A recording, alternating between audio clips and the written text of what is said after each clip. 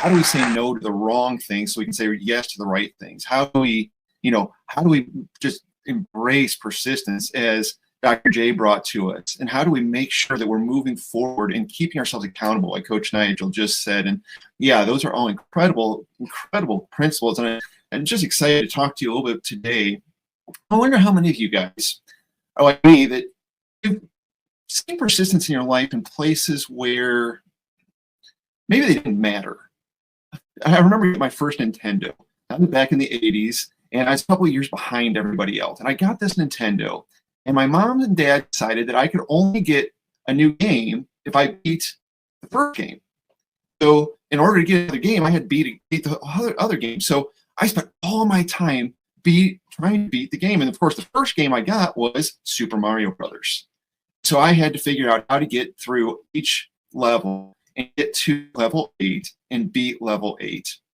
And I played for hours and hours and hours. And my full focus for months trying to beat this silly game. I'd talk to my friends, how do you beat this level? How do you beat that level?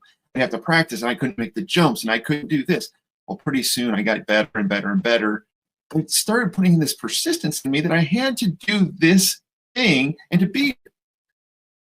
But then I got really good at video games and didn't get really good at other areas. And I was thinking about this actually just a couple months ago, about the beginning of August, and I realized I wasn't persisting in my business. I wasn't persisting in my life. And it took me back to a time I was sitting in front of John Maxwell. And John Maxwell asked a question that haunted me for months and still haunts me because I have to ask the question. It's the question of, how do we present ourselves? How are we doing what we're supposed to do? And he asked this question. And I ask you today, are you going to work for it, or are you going to wing it? Are you going to wing it, or are you going to work for it? And I realized most of my life I've winged it. I have spent so much time winging it. So I decided I need to get serious. And so I decided I was going to do the 75 Hard program. Now, if you're not familiar with 75 Hard, it was developed for the purpose of mental resiliency. And mental resiliency is a critical part of persistence. And so I decided I was going to do this. It's 75 straight days where you have to do these things. You have to drink a gallon of water every day. You have to do 2 45-minute workouts every single day. One of those workouts has to be outside regardless of the weather, regardless of the conditions, regardless of whatever else is going on. You have to do both of those workouts. You have to follow a diet of your choosing, no cheat meals, no alcohol, and you have to take a selfie every single day so you see your progress. See, most people aren't persistent because they never see the progress. They start down a road and they never get there. And so I did the 75-day hard, and I went through it. I made it through. I didn't have any days I missed. I made it through first try. I'm really proud of myself. That's persistence, David. Well, then this challenge came up and said, well, are you ready for phase 1? Phase 1? What's phase 1? I did 75 hard. It's 30 more days of 75 hard, only you have to add 3 more things. 8 critical tasks done every single day, a cold shower, and a 10-minute visualization. You know what the worst part of that whole thing was? The cold shower. As a matter of fact, I said I will refuse to go to bed before my 8 tasks are done because I am not taking more than 30 cold showers, period.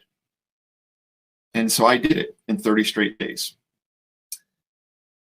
But I thought that was really hard until they said, David, you can't do this again until you take 30 days off. And 75 hard was pretty easy comparatively. Phase 1 was hard, but it wasn't too bad. The 30 days between phase 1 and phase 2, oh my goodness, they were the worst ever because I didn't have a checklist. I didn't have the goals to keep moving through. And I realized I was not very disciplined during that time. I broke my diet, I broke my exercise routine, and it was really hard to jump back in phase 2. As a matter of fact, I actually messed up on day 15 of 30 in phase 2 and had to start over. I'm on day 22 right now, doing the same things, trying to keep myself on a level of persistence. And I wonder what it's going to take for you to be persistent. I wonder what it's going to take. And, you know, repetition is the mother of wisdom. You're going to hear several things that are going to cross between all of our talks today. But I want to give you what it's going to take to get you where you want to go. Because, you know, I believe that you have a message that needs to be shared. I believe that you have an audience that's waiting for you. And I believe that you have a platform that is going to allow you to present your message to your audience. And I love maps, but nobody uses a map anymore. As a matter of fact, very few people use a map unless you're in a building trying to figure out where to go in the building. But how do you get to that building where you want to be, or you want to be operating? Use GPS. That's what we use. And so I want to give you GPS today.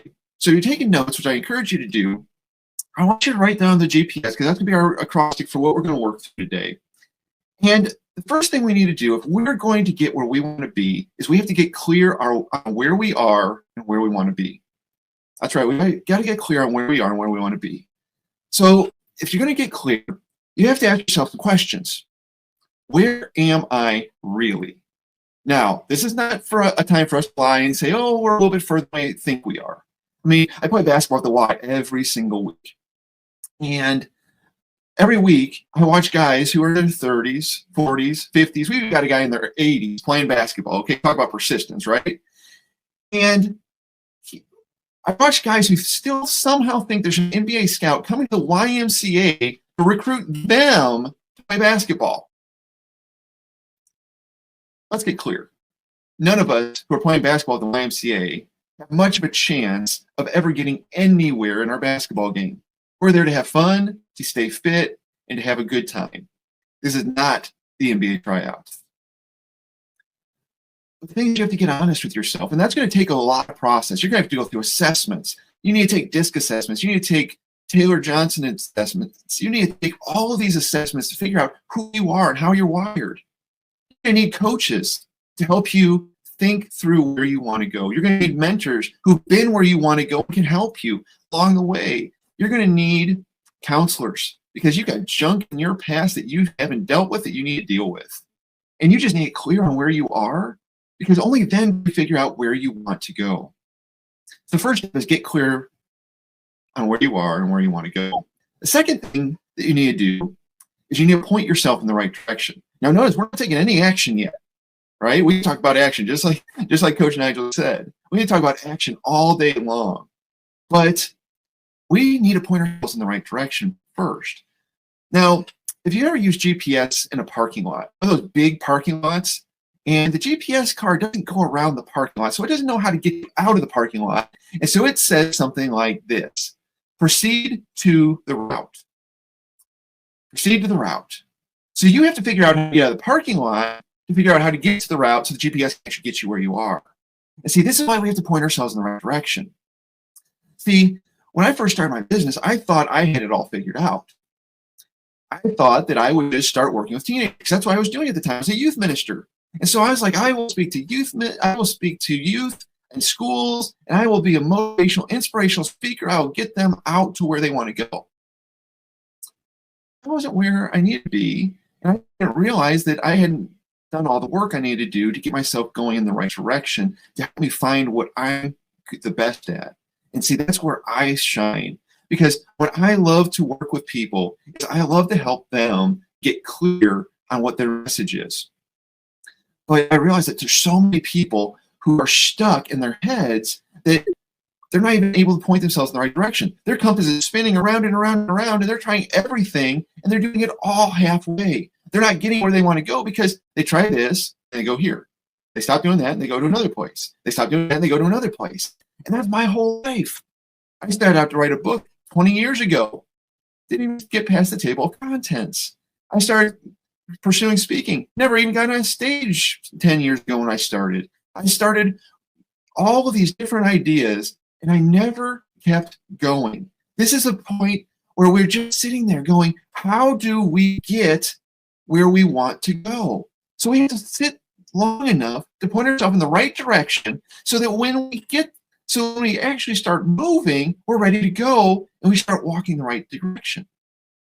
So you get clear on where you want to be, and get clear on who you are and where you want to be. You point yourself in the right direction. Then, and only then, do you start moving. Because here's what I know, is the path you start along is not the path you're going to end on, okay? I love the picture. It is a walk in the woods. You start along this path, and you start going in a direction. You think you're going in the best direction you could possibly go. And all of a sudden, as you're walking, you come along another path.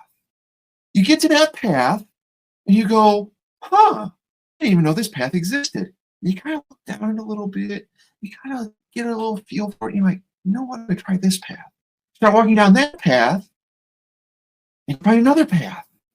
And this path starts taking you into an area that you never even knew could exist, beauty that you'd never seen before, things you never could have imagined, which leads you to another path, takes you to another unseen thing. And you sit and you wonder, I wonder how many people have actually ever seen this.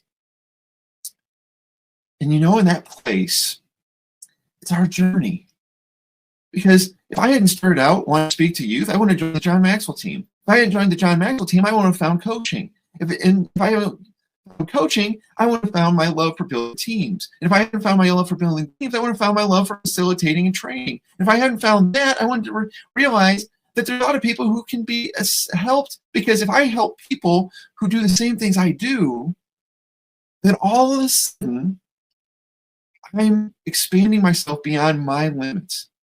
I can't help every single person I run across, but I can help people who are going to help people who are going to help people. It becomes exponential. And I wonder,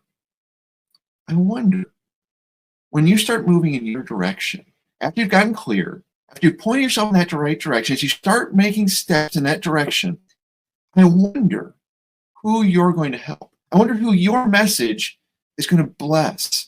I wonder who your audience is that's going to hear your message. They're going to run with it. They're going to be challenged by it. And that's why I love to work with people who are ready to get their message out there. Now, a lot of people think that I'm just a keynote speaker and a keynote developer. I love to help you with Keynote. I love to help you figure out how you're going to communicate that keynote to people that need to hear it. Because every audience is different. Every audience needs to hear different points. Every audience needs to know your story. Not every audience needs to hear your story. But here's the thing. I want to work with you. I want to help you get where you want to go. I want to get you in front of your audience. Now, if your audience is a crowd, a stadium full of people, I want to get you there. If your audience is one person at a time, sitting over coffee in a Starbucks or over Zoom, I want to help you get there. And I want you to communicate that message so clearly, so crisply, that your audience hears it and benefits. Now, if you want to work with me, I'd love to have a call with you, because I only work with a select few people at a time. I want to give you maximum exposure to what you need to do. I want to focus on you. So you can click on this link. It's going to be bit.ly, and you have to put all these in capitals, okay, because it's case sensitive, but it's capital U, capital Y, capital V, capital S, and IGN, capital UP. So unleash your voice, sign up. I want you to unleash your voice. Now, I've got so many clients that had such incredible time. I want to tell you one story. And when I started working with this client, I wasn't quite sure where we were going to go. They've been on stages. They've been on big stages. And we started talking. The problem was the impact were having stage weren't where they wanted to be. They had a different message they wanted to share. And so we started talking about that message. In the first couple of meetings, we started putting the keynote together. We had some great ideas about the presentation, about the language. We had some great ideas about how to present it. It wasn't until one time I got vulnerable. I said, David, I have done this every single year for the last 30 or 40 years. I heard it. I said, oh my gosh, that's it. That is the thing. You can help people do that. All of a sudden, once we got that clear, that became a retreat.